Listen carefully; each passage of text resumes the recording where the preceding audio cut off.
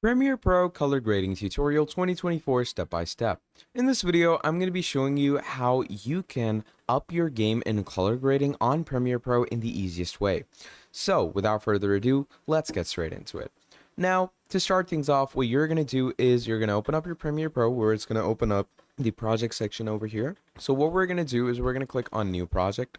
Once we click on New Project, you're going to give it some type of title. I'm just going to call it test, and I'm going to click on OK. Now, once we do that, it's going to open up this timeline for us. Now, obviously, if you're familiar with Premiere Pro, you will know how you're supposed to import your videos. So for that, we're going to go to our media browser. You can either import it through your media browser, or what you can do is just add it to your project section in the import. I'm going to go to my media browser, and we're going to import the video of choice right into the media section. So what we're going to do is, let's say I'm going to go to my downloads folder where I have the proper videos that I actually want to import, and it's going to open up your downloads folder. All right. So depends on you on how you choose to add your videos. So as you can see, I went to my downloads.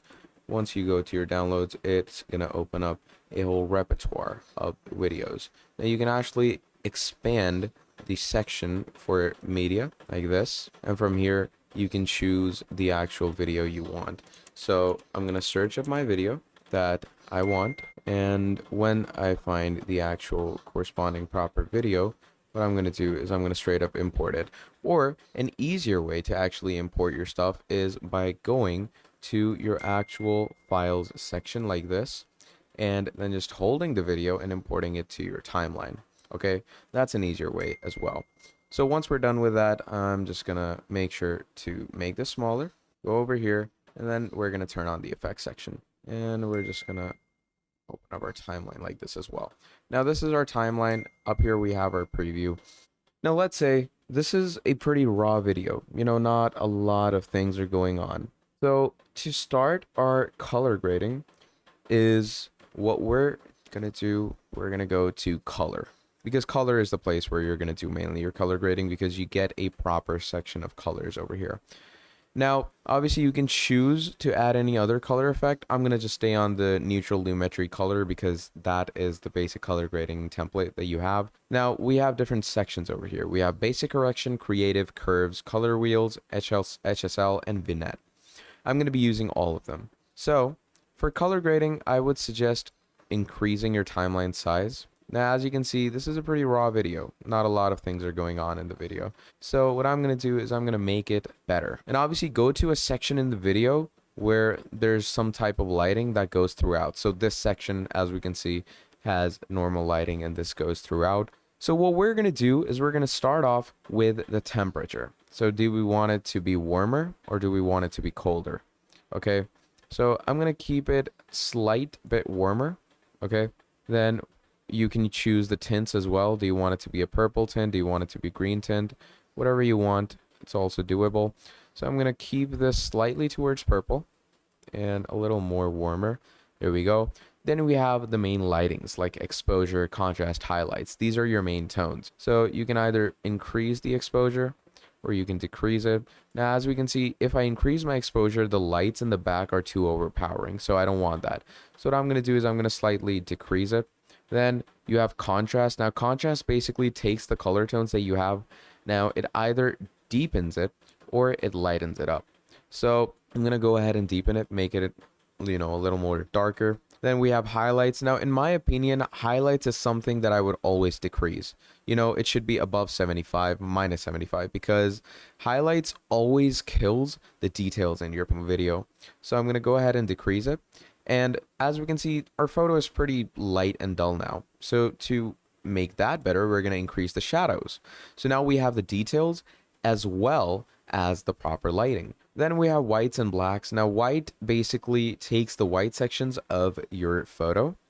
If you increase it, it lightens it up. If you decrease it, it darkens it. So I'm going to increase it a bit. And then you have blacks, which takes the black areas of your photo. And if you increase it, lightens it up, decrease it, darkens it.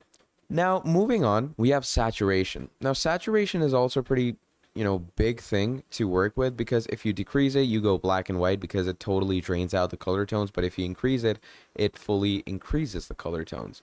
So these are things that matter with your proper basic correction. Then we get into creative, where the fun part starts. Okay, in creative, you can actually add in some creativity to your video. So first of all, you have a lot of templates here to use. Let's say I've added all these templates. Some of them are stock. You can increase their intensity, you can decrease their intensity, whatever you want. I'm just going to keep it at none right now because I don't really want to add anything different to it. Then we have adjustments. You can actually make your video look like a faded film if you want to. I'm going to keep it at 0. You can sharpen it up, make it blurred, whatever you want. I'm going to keep this at 0 as well. I don't mess around with the sharpness a lot. You have the vibrance and saturation once again to obviously populate your colors, blend your colors in. Moving on, you have shadow and highlight tints. So you can mess around with these types of tints as well. Play around the wheel to see which color actually matches the vibe of your video. So I'd say this one matches it the best. This one looks pretty cool.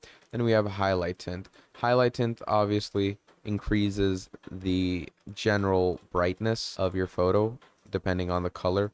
So let's say if I go on, a pinkish reddish color, it makes my photo, as you can see, much more exposed. I don't want that. I'm going to keep it into a little darker tone, darker midtones. So let's go ahead with this. Yeah, that looks much better. It's a blend of dark blue and a little bit of pink, so that works for me.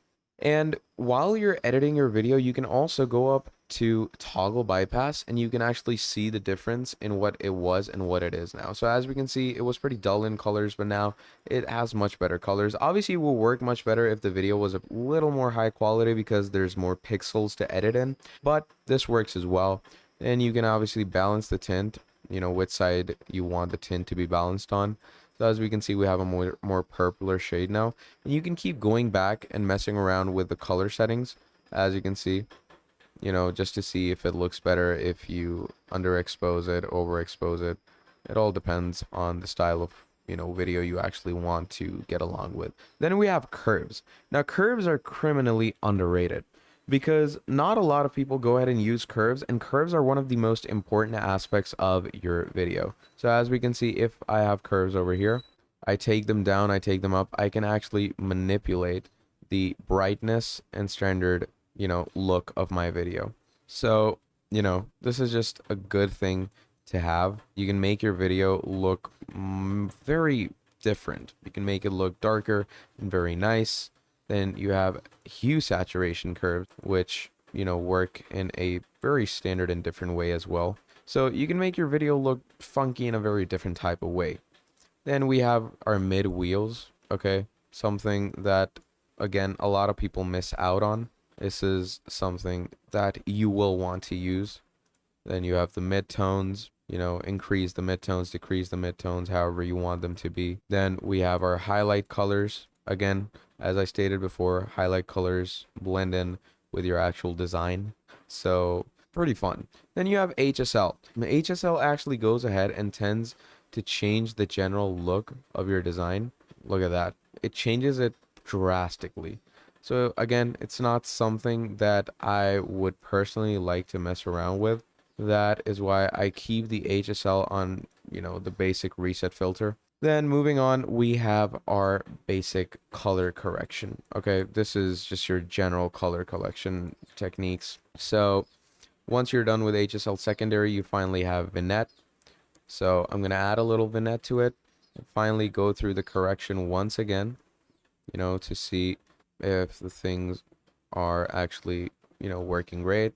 And if they look great, if they work great, then you're pretty much set to go. All right. So now you can see the video used to be this, but now it's this. Levels better, and it's just much more cooler now. Now, if we, play out through the video, you're gonna be able to see. Although it's darker, but the colors are much better blended, and it just looks cooler. So yeah, this is basically how you're gonna do Premiere Pro color grading. So if you enjoyed this video, please do make sure to drop down a like and subscribe to the channel. And if you want to see more videos like this in the future, let me know down in the comments below, and I'll be making a whole lot more for you. Till then, that is all from me, and I'll see you all next time. Goodbye.